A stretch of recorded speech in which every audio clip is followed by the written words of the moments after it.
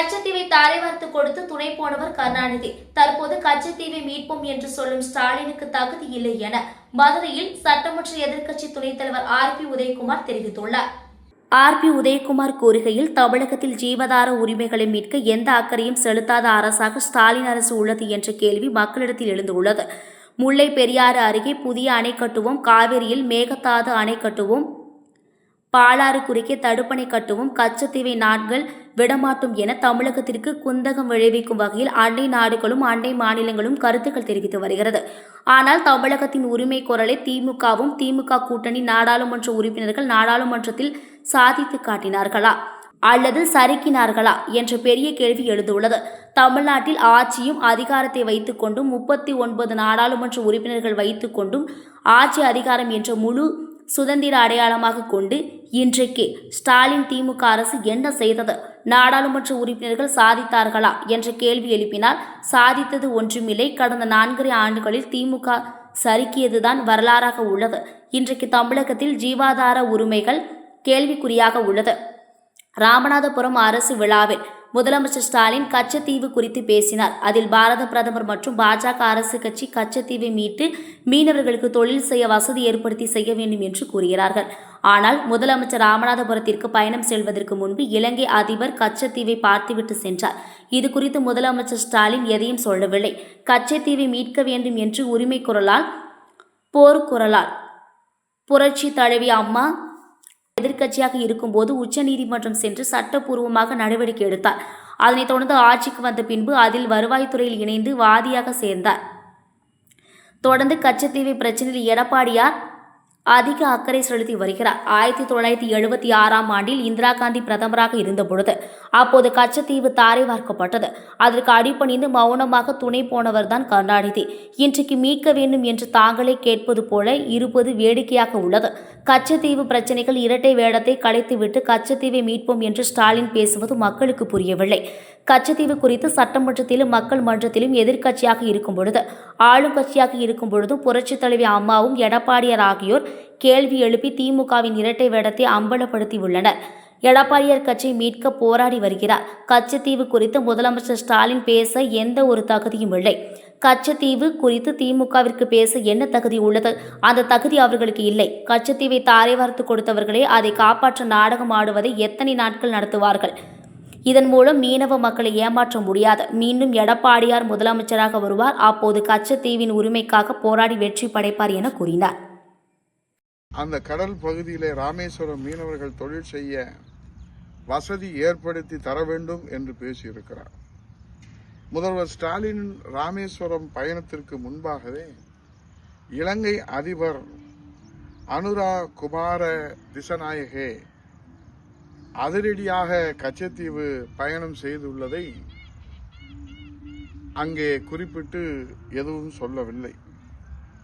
கடந்த கால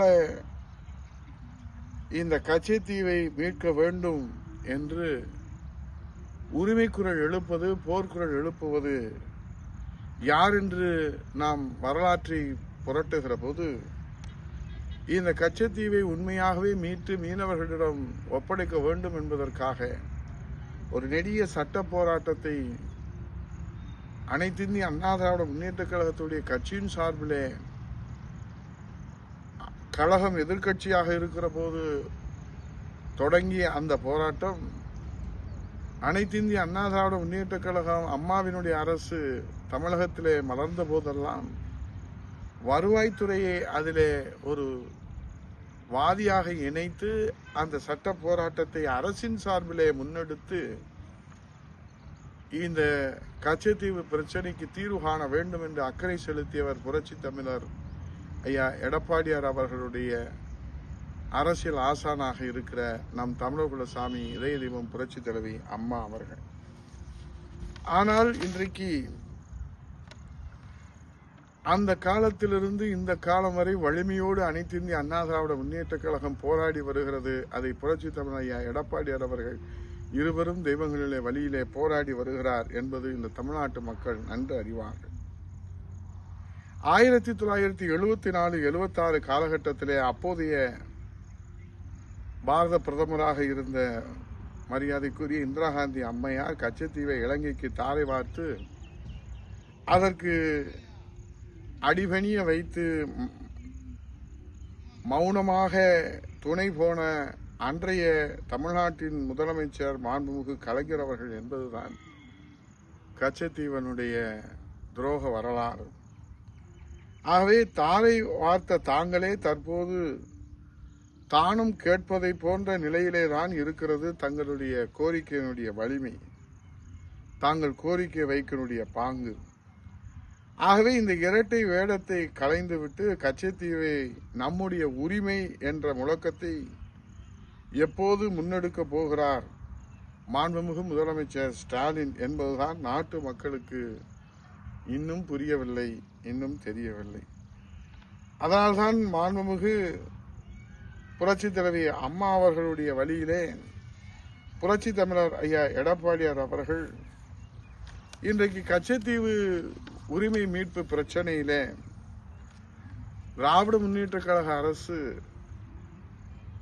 கலைஞர் அவர்களும் இன்றைக்கு ஸ்டாலின் அவர்களும் இந்த இரட்டை நிலை எடுப்பதை ஒரு முடிவுரை எழுதிவிட்டு உண்மை நிலைக்கு அவர்கள் உரிமை போராட்டம் நடத்த வேண்டும் என்பதுதான் இந்த கச்சத்தீவு பிரச்சனையை பற்றி பேசுவதற்கு மாண்புமிகு முதலமைச்சர் ஸ்டாலின் அவர்களுக்கு என்ன தகுதி இருக்கிறது என்ற கேள்வியை புரட்சித் தலைவி அம்மா அவர்களும் புரட்சி தமிழர் ஐயா எடப்பாடி அவர்களும் சட்டமன்றத்திலும் எதிர்க்கட்சித் தலைவராக இருக்கிற போதும் முதலமைச்சராக இருக்கிற போதும் அம்மா அவர்கள் எழுப்பினார்கள். அவர்களைத் தொடர்ந்து புரட்சி தமிழர் ஐயா எடப்பாடி அவர்கள் முதலமைச்சராக இருக்கிற போதும் எதிர்க்கட்சித் தலைவராக இருக்கிற போதும் சட்டமன்றத்திலும் மக்கள் மன்றத்திலும் இன்றைக்கு இந்த உரிமை பிரச்சனை கச்சத்தீவு பிரச்சனையில இன்றைக்கு திமுக அரசுக்கு தகுதி இருக்கிறதா என்ற கேள்வியை தகுதியோடு கேட்டிருக்கிறார்கள் என்பதுதான் தமிழ்நாட்டு மக்களுடைய எண்ணமாக இருக்கிறது.